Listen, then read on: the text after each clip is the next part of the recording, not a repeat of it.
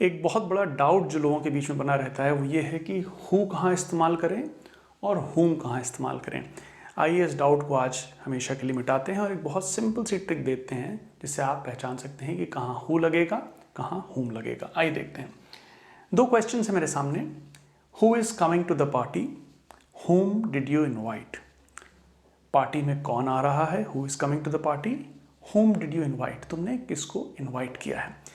अब सबसे easy trick ये है कि आपको अगर ये नहीं पता, मान लीजिए आपको यहाँ नहीं पता कि यहाँ क्या आएगा, हु आएगा या हुम आएगा, मैंने तो पहले से लिख दिया है। तो मान लीजिए blank is coming to the party. अब आपको देखना है हु आएगा या हुम आएगा।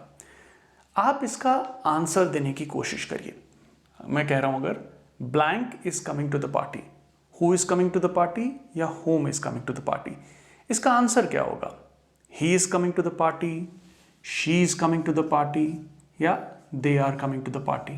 ही, शी या दे, ये इसके आंसर्स हो सकते हैं। सेकंड देखते हैं, whom did you invite? तुमने किसको इनवाइट किया? तो आपको पता नहीं, मान लीजिए हु लगे या whom लगेगा, तो इसके आंसर क्या होंगे? I invited him, I invited her या आई इन्वाइटेड देम।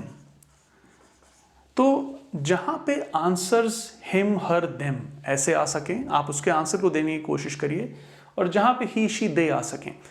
अब बहुत इजी बनाने के लिए मैं दे और शी को हटा रहा हूं एक बार के लिए, जिससे आपको एक सिंपल सी ट्रिक भी समझ में आ जाएगी। उससे बहुत पॉपुलर ट्रिक है, कोई ऐसी बहुत बड़ा सीक्रेट नहीं है। और ये भी हटा दीजिए। तो हम लोग ही और हिम में डील करेंगे केवल।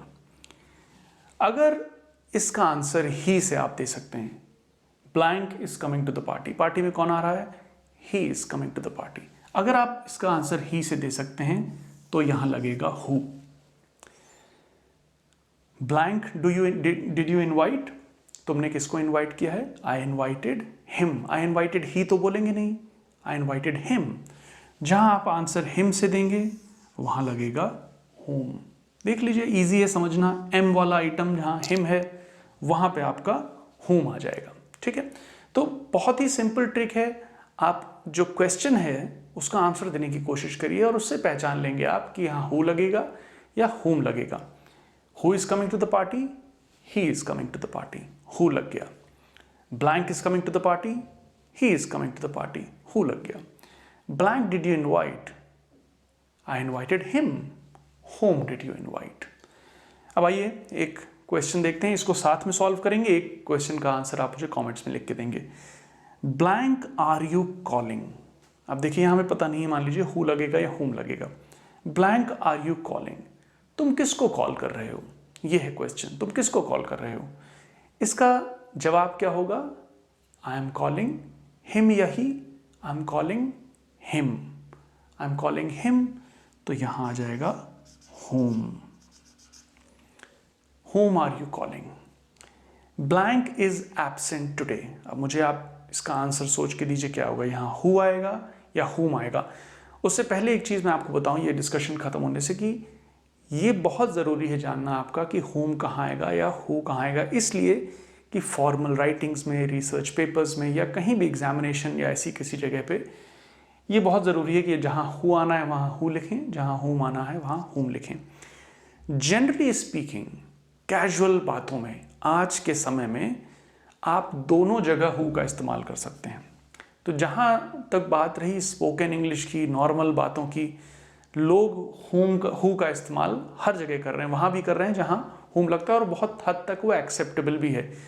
ये मत सोचिएगा कि आप हुम का इस्तेमाल कर सकते हैं जहाँ हु लगता है। हुम बोलना ही नहीं है। अगर आप कैजुअली बातें कर रहे हैं तो हुम का मतलब ही नहीं रह गया है, केवल हु बोल सकते हैं। For instance, who did you invite, who did you invite, who are you calling. तो बोलने में इन सब जगहों पे कैजुअल बातें चल रही हैं। जहां आपको ग्रामेटिकली करेक्ट होना है वहां ये हुम डिड यू इनवाइट है, वहां ये हुम आर यू कॉलिंग है। अगर आपको जनरली बातें करनी है ऐसे ही, who did you invite, who are you calling is considered acceptable, but whom is coming to the party is not acceptable।